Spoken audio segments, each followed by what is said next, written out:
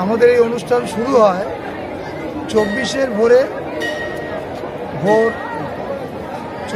ভোরে আমাদের কামাখ্যা দেবীর পুজো করে মাগুর মাছ বলি দিয়ে সেখান থেকে পুজো শুরু হয়।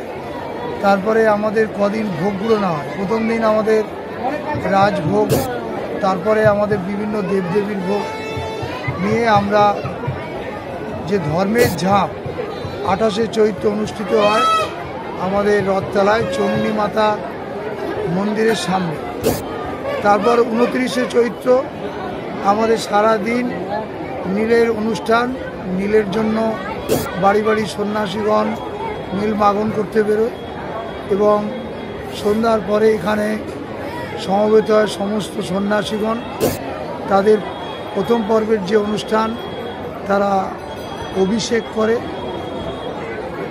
সেই অভিষেকের পরেই তারা চলে যায়, ফুলকাড়াই হয় বিভিন্নভাবে। তারপরেই আমাদের এখানে যারা আগুনে বান, হাতা বান, যাকে আমাদের আরেকটি নাম আছে দশলক্ষ্মী বান, সেই বান অনুষ্ঠিত হয়। তারপরেই আমাদের নীলাপতির বিবাহ অনুষ্ঠান হয়। তারপরেই আমাদের অনুষ্ঠিত হয় এখানে যে হাকন্ড 4:50 আমাদের কামরূপ কামাখ্যা দেবীর কাছে মাগুর মাছ বলি হয়। সেই সময়টাই এখানে হাকন্ড বান অনুষ্ঠিত হয়। তারপর আমরা পুনরায় সন্ন্যাসী মিলন হয় 1 ঘন্টা ধরে। সেই সন্ন্যাসী মিলনের পরেই হেঁদোলা হয়। হেঁদোলার পরেই আমাদের জীবেবান অনুষ্ঠিত হয়।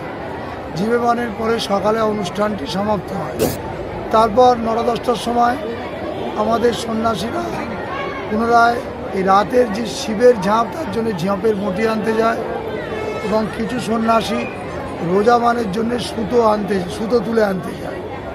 প্রথমে কাঁটা গোড়েন আছে, তারপরে কাঁটা বান আছে, তারপরেই পুনরায় সন্ন্যাসী মিলন আছে, তারপরেই সুতো বান অর্থাৎ রোজা বান শুরু হয়েছে। দুজন রোজা বান ফুঁড়েছেন। এর পরবর্তী পর্যায়ে আবার দুজন এসে রোজা বান ফুঁড়বেন, আবার জীবেবান হবে।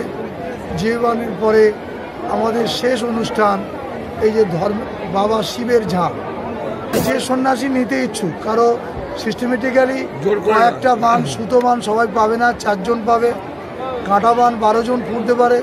কেন এইসব তো যন্ত্রপাতি বা ফোঁড়ার সাহস মানসিকতা সকলের নেই। আমার নাম রবীন্দ্রনাথ কাঁড়ার, আমি শ্মশান কালীমাতা ট্রাস্ট বোর্ডের সম্পাদক।